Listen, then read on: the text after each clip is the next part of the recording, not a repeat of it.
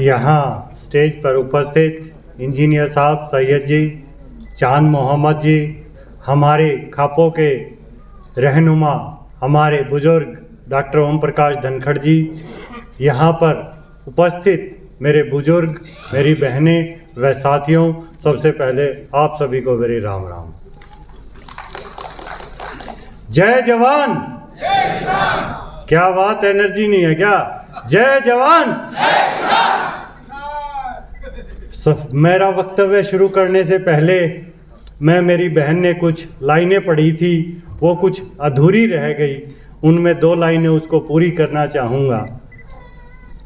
है किसी में हिम्मत, है किसी में हिम्मत तो आंख उठा के देखे, आपसे पहले आपका भाई आगे खड़ा है, क्योंकि मैं इस मिट्टी से निकला किसान हूं।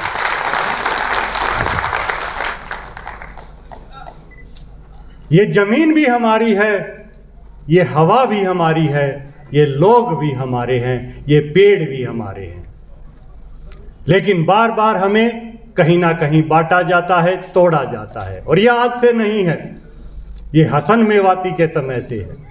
याद है आपको हसन मेवाती, या भूल गए हैं? अगर भूल गए हैं तो मैं याद दिवा देता हूं, वो हसन मेवाती ही हमारे भाई थे और मिलकर हम इस देश के लिए लड़े हैं। उसके बाद पानीपत की लड़ाइयाँ हुई हैं, और उसके बाद यहाँ से 1 किलोमीटर दूर 1857 में बहादुर शाह जफर के बुलाने पर राजा नाहर सिंह को फांसी दी गई। उसके बाद चौधरी छोटू राम सर सिकंदर हयात खान ने जुड़कर हम सबको जोड़ा है और हम सब मिलकर आगे बढ़े हैं।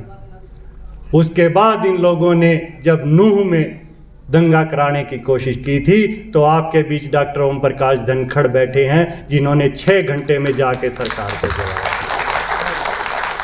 है किसी में हिम्मत, आंख उठा के देखे, ये भाई हैं हमारे, और दिल्ली भी हमारी है और लाहौर भी हमारा है। लेकिन कहीं ना कहीं बार बार ये जो हुकूमतें कहें या अंग्रेज आए, आज ये काले अंग्रेज कच्छाधारी आ गए, ये बांटने को आ गए, लेकिन हम बटेंगे नहीं। और हमारे पास तो आज बहुत संसाधन हैं। याद करो चौधरी छोटूराम सर सिकंदर हयात खान के दिन, उनके पास तो चुनाव लड़ने के लिए उतनी जमीन नहीं थी जितनी चुनाव लड़ने के लिए जरूरत होती है। उन लोगों ने भी वो कष्ट के दिन देखे हैं। ये लड़ाइयाँ निरंतर जारी रही हैं। आज हमारा समय है, हम लड़ेंगे। आने वाला समय है, आने वाली नस्लें लड़ेंगी। ये लड़ाई पहले भी थी, ये लड़ाई आगे जारी रहेगी। हमें अपने समय की लड़ाई लड़नी है। हमें देखना है हमें कैसे सबको आगे लेकर जाना है। ये हमारा भाईचारा है, ये भाईचारा हमारा टूटना नहीं चाहिए। क्या बताते हैं, ये बार बार बता देते हैं कि हिंदू हैं, मुस्लिम हैं। अरे भाई, जब से शहीद भगत सिंह ने शहादत दी थी, तब से तो मैं हिंदुस्तानी हुआ हूँ। 100 साल ही हुए हैं। 200 साल पुराना मैं हिंदू होऊंगा, लेकिन 5000 साल पुराना जाट हूँ, 5000 साल पुराना किसान। बार बार बांटने की ताकत, कभी किसी नाम से, कभी जातियों में, कभी धर्म में। अरे भाई, हम उस खाप खेड़ा खेत की कल्चर हैं। यह जल जंगल जमीन की लड़ाई है। ये लोग हमसे छीनना चाहते हैं। ये हमारी जमीन है। हमारे यहाँ 3 चीजें ही हमने सीखी हैं, धर्म तो बाद में आया है, खाप खेड़ा और खेत। मेरे दादाजी जो लाहौर से पढ़े हुए थे, वही बता के गए थे, बेटा लाहौर भी अपना है। उन्होंने 3 बातें बताई थी।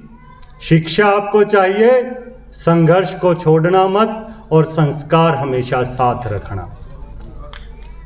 ये बुजुर्ग हैं, ये हमें संस्कार सिखाते हैं। हम इनकी छत्र छाया में हैं। ये हमें आगे चलने का जो आदेश देंगे, हम इनकी बातें मानेंगे। ऐसी सरकारें कई आई और कई चली गई। वही हमें बताती हैं, हमारी शिक्षा संस्कार बताते हैं हमारा धर्म क्या, हमारा कर्म क्या है। अभी काले कानूनों की लड़ाई थी तो फिर हम दिल्ली में थे, और उसके बाद नूह में लड़ाई हुई तो हम नूह में थे। हमें आगे बढ़ने के लिए लगातार अपनी नस्लों को आगे लेकर जाना है। इस जमीन की लड़ाई आज से शुरू नहीं हुई। ये काले कानून अभी नहीं आए। अगर आप लैंड रिफॉर्म्स एक्ट पढ़ेंगे तो चौधरी छोटूराम ने हमें ज़मीनों का हक दिलाया था, जिसकी वजह से आज हम यहाँ खड़े हैं। लाहौर में वो पास हुआ था, चौधरी छोटूराम सर सिकंदर हयात खान ने उसे पास किया था, उसके बाद हमें इन ज़मीनों को मिलेगी। हमारे पास 3 ही चीज़ें थी। खाप क्या है? खाप हमारा समाज है।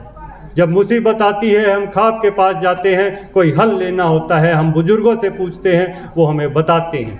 खेड़ा हमारा संगठन, आज भी हम वही चीज़ करते हैं। चाहे आप लाहौर में देख लीजिए, चाहे आप रोहतक में देख लीजिए, चाहे इजराइल में देख लीजिए, चाहे ईरान में देख लीजिए। अभी मैं कोई ईरान की शादी देख रहा था, वहाँ भी वही परंपरा हो, चलती हुई गाड़ी पे पानी डाल रहे थे।